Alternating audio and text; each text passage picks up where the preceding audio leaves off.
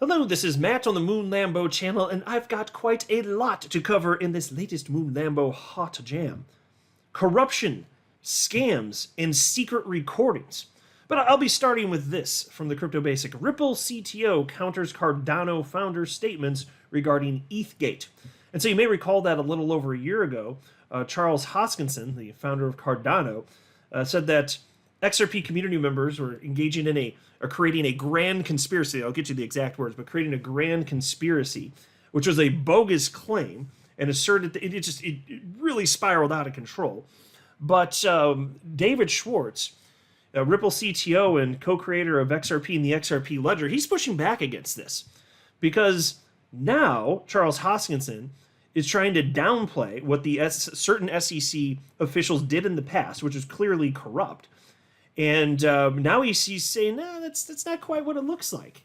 It's not actually corruption. That's not precise. And David Schwartz pushed back, so I'll share with you what he said. Also, there are hackers trying to take advantage of all of you listening, so I've got a warning that I'll share with you. And then I'll wrap up the video with this third story. Here's the headline from Cointelegraph. Caroline Ellison, secret recording offers trove of explosive revelations. So we'll have the latest there regarding the trial with SBF. But before going further, I do want to be clear, I do not have a financial background of any kind. I am not offering financial advice, and you definitely should not buy or sell anything because of anything I say or write. I'm just an enthusiast who enjoys making YouTube videos about crypto-related topics, but just as a hobby and just for fun. Now, let me do just a minimal amount of table setting here. I made a video a little over a year ago covering the whole grand conspiracy thing, and I made a very detailed thread on Twitter, which is now known as X. It was on October 11th, actually, of last year. So a year and 2 days ago, I posted this very long thread, covered it in extreme detail.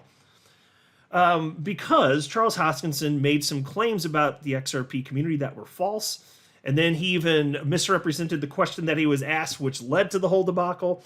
And so I just wanted to lay it all out there because I knew he was wrong. I knew he was saying things that absolutely weren't true. And I wanted to set the record straight. And I wanted everything in full context. I didn't want to twist his words or anyone else's. So I took the time to transcribe everything that was relevant in full context. And I just slapped it out there.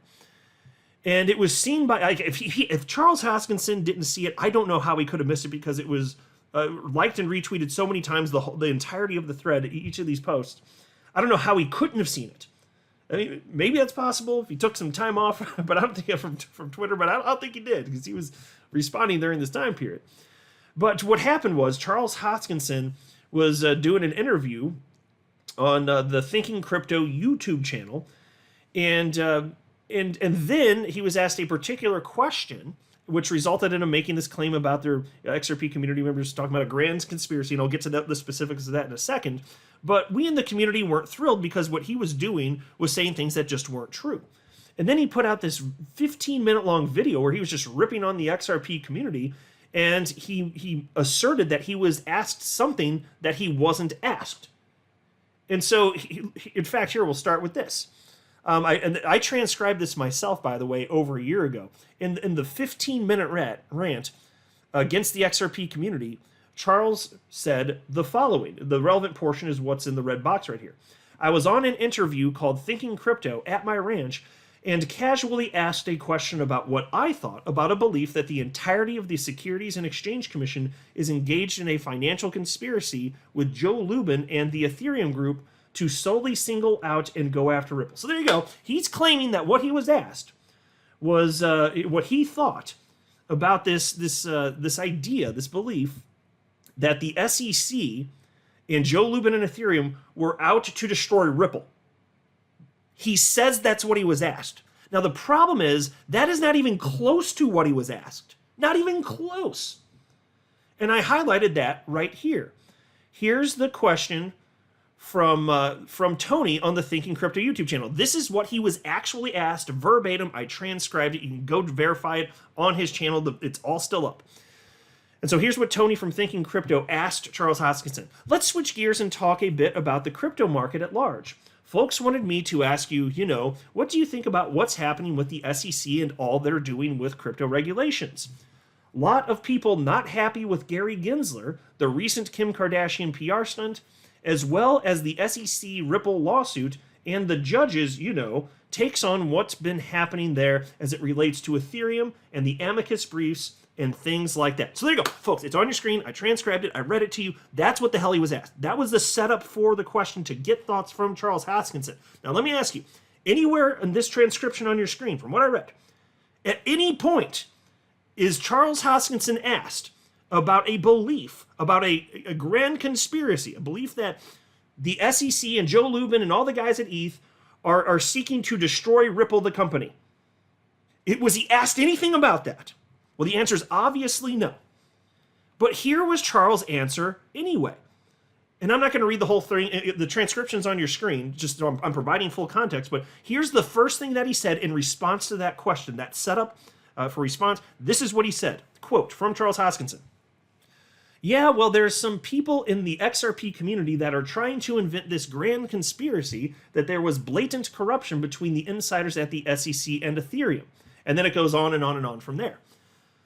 So not only was he not asked about that, but what he said was a grand conspiracy. The reason people took issue with it is because it's not a grand conspiracy, it's fact.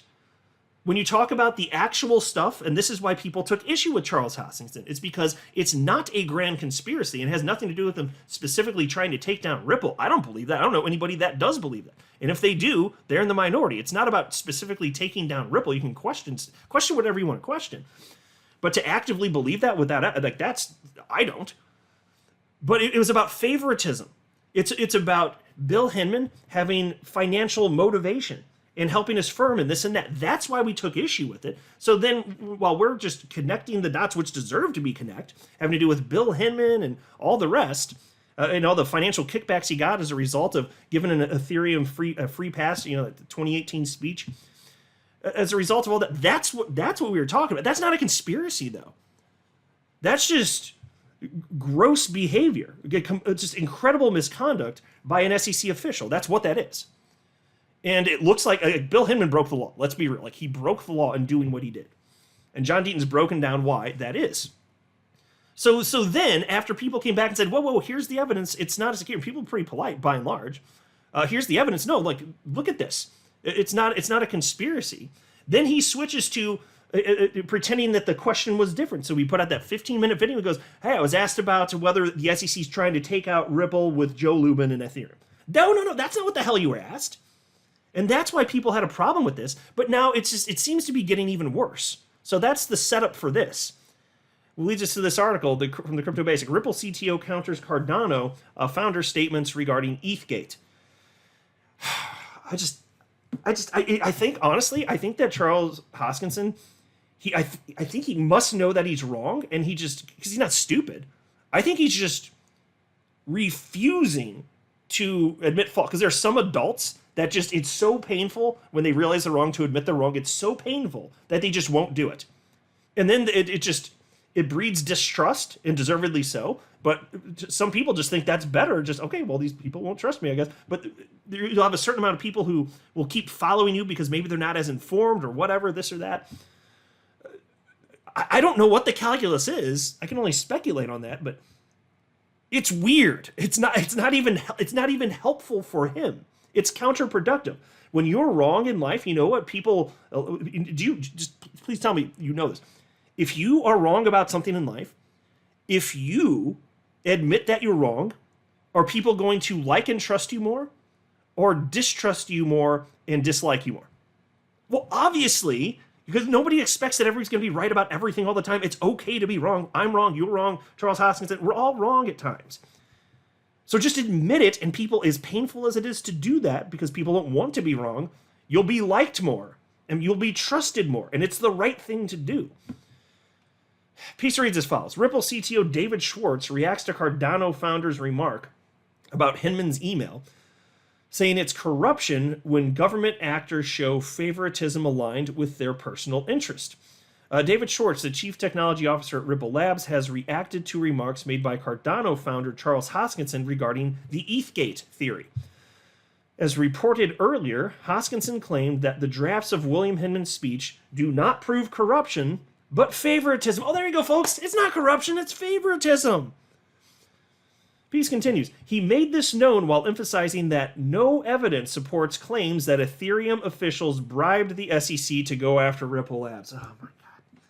Folks, again, he wasn't asked by Tony about whether or not the SEC was bribed by Joe Lubin or anyone to go after Ripple. That is not what he was asked. And then he then talked about a grand conspiracy in which he didn't even state that. The grand conspiracy had to do with improprieties and corruption, yes, but not what he claims he was asked. And that's not a grand conspiracy. And I'll tell you what it also isn't. It sure as hell isn't favoritism. That's for damn sure. What the hell kind of fantasy land is Charles Hoskinson living in here? He wants to give cover to the bad actors who financially harm people. That's what this is doing. Yeah, I'm going to call this crap out.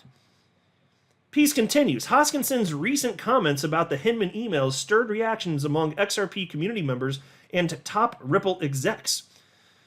And so that led to this post from my fellow XRP YouTuber Jungle Inc. And he said, Charles Hoskinson says ETHgate was simply unequal application, which he doesn't see anything wrong with. He believes that none of the commission's actions presupposes corruption, but only favoritism. And here you have David Schwartz, co-creator of XRP and the XRP Ledger, Ripple CTO, responding to Jungle Inc. And he says the following, and I quote, I would argue that a government actor showing favoritism aligned with the personal interest of themselves and their friends is corruption. Yes! So if you want to say, because what here's the deal. Let's break this down. What Charles Hoskinson is doing is he's replacing the word corruption with the softer term favoritism. But I would say this, use them in conjunction. Favoritism, which led to corruption. Or you could say favoritism and corruption. You can argue it either, that's fine. But the point that is obviously true is that there is corruption, as evidenced by the facts, which are not conspiracies, they're not just theories out there either, by the facts that Bill Hinman did benefit financially by giving cover to Joe Lubin and ETH.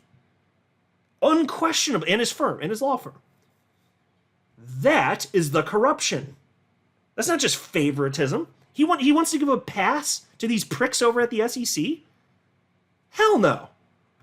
That's ridiculous. And again, if you just, for anybody that takes the time to read everything, which I've covered thoroughly on my channel, if you just read the transcriptions and what he said and chronologically, how did things unfold, it is provable that Charles Hoskinson is wrong. It is provable he's making stuff up. It's not my opinion. He's making crap up. Grinds my gears. Grinds my gears up in this bitch. From the Crypto Basic. Hackers launch fresh attacks targeting XRP community with new email scam. Cyber criminals have launched fresh attacks targeting unsuspecting XRP community members to steal their funds. According to an X post shared by crypto investigator XRP Queen, hackers impersonating Ripple Labs have been sending malicious emails to XRP community members. Despite impersonating Ripple, the imposter sent malicious emails from an address that has no affiliation with the blockchain payments company. According to the email, the bad actors claim that Ripple has, quote, launched a 300 million Ripple net accelerator program to drive the volume and utility of XRP, end quote. So, folks, don't fall for this stuff. Look, these scams can start any number of ways, but they ultimately trying to either get you to, it could be a phishing attempt where you end up handing over your seed phrase, or it could be something where they're trying to convince you to send XRP and then you get more back, which never makes any logical sense, but some people just fall for this stuff. So I just wanted to put a little bit of a warning out there. And they write, recipients of the email were told they could benefit from the program by logging into their XRP Toolkit account. Meanwhile, the attackers attached a button to the email, which users can click to claim XRP. The development calls for due diligence, clicking links attached to emails. By doing so, the user might be giving the attackers full control of their crypto wallets, which could lead to loss of funds. Exactly. So just be careful. Don't fall for this stuff. XRP Toolkit itself is not some sort of scam, but don't click on anything that says it's going to take you to that from an email. That is, especially if it's an email like this. Like, just don't do that. You could really risk losing everything that you hold. There's just bad people everywhere. Here's some more bad people stuff. Caroline Ellison's secret recording offers trove of explosive revelations. The ongoing trial of former FTX CEO Sam Bankman-Fried has uncovered a series of explosive revelations in the form of testimonies from former key FTX and Alameda research executives. The latest court proceedings on October 12th saw former Alameda CEO Caroline Ellison testify for the third day, following which the jury was presented with a recording of a meeting she held with Alameda staffers on November 9th, 2022, just days before the collapse of the FTX empire. The meeting, held in Hong Kong and joined by nearly half of Alameda's employees, was the key moment Ellison came clean about the ongoing scenario with the crypto exchange to her colleagues. This admission was accompanied by explosive revelations about Alameda's financial relationship with FTX. Cointelegraph has obtained access to the secret recording, and we have curated a list of 4 striking elements it revealed. And by the way, before I go further on that, it's the same topic, but I want to move over to what John Deaton shared about this, which is funny because it's a transcription that is absurd. It's ridiculous. Because the full recording's out there. It's over 25 minutes long. It was shared by the Wolf of Wall Street's on social media platform X. And John Deaton reposted that on X and wrote, "I've transcribed it." And here's the transcription that he shared. And this is verbatim. It's on your screen. It reads as follows from Caroline Ellison, former CEO of Alameda, who worked with SBF to scam people out of their crypto holdings and in some cases their entire net worth. So here's what she said, quote, "Yeah, like whatever, like, yeah, totally, yeah. This sucks," uncomfortable laugh. "Like, no pressure to, like, stick around, like, yeah." Oh my God. How many of the word like is in there? Jeez. And so then John Deaton in response wrote, "Clearly these people were children. Unfortunately, evil children." And so that was Caroline Ellison there. Basically telling the staff, like, "Yeah, you don't have to keep working here, though." Like, because it's already all in shambles, like the House of Cards has fallen, right? Wow. That's the opposite of a professional. And to think, in charge of billions of dollars of assets. Holy freaking hell. It's hard to believe this is real life sometimes. So back to the Cointelegraph piece. Reads as follows. "The first and most crucial revelation came early in the meeting when Ellison revealed that Alameda had borrowed money from FTX for a year. She admitted that Alameda had made several illiquid investments using the borrowed funds.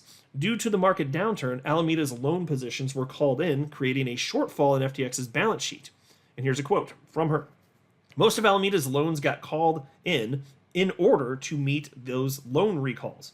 We ended up borrowing a bunch of funds on FTX, which led to FTX having a shortfall in user funds. And so with once there started being like FUD about this and users starting withdrawing funds," end quote.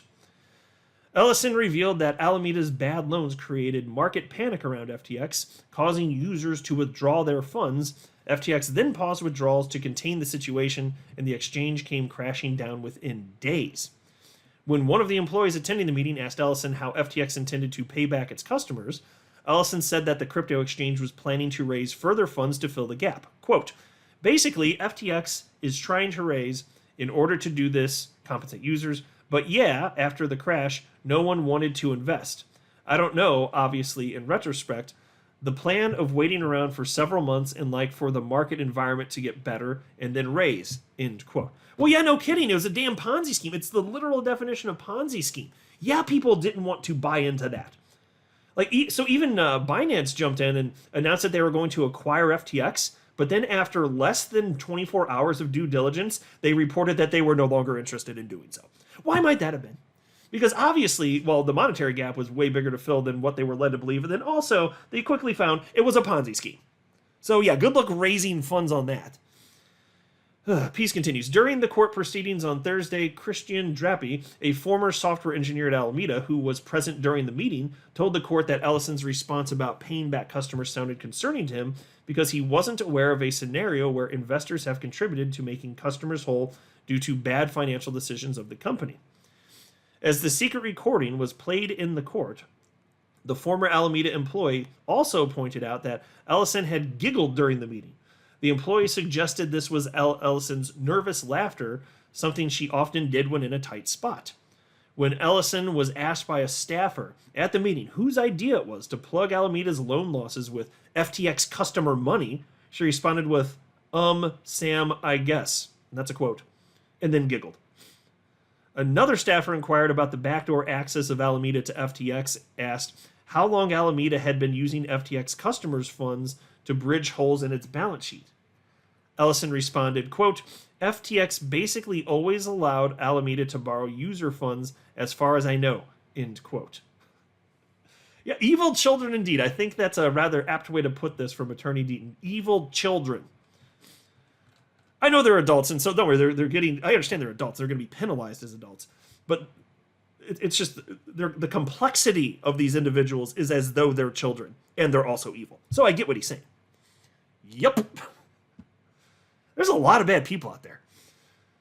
It's nice to have a channel here on the YouTubes where I can just call them all out and hop on a soapbox and bitch my heart out. It's absolutely fantastic. Thank you very much for letting me do so. I really appreciate all the support. Thanks for sticking around to the end. I'm not a financial advisor. You should not buy or sell anything because of anything I say or write. That would be a very, very, very bad idea. Until next time, to the moon, Lambo.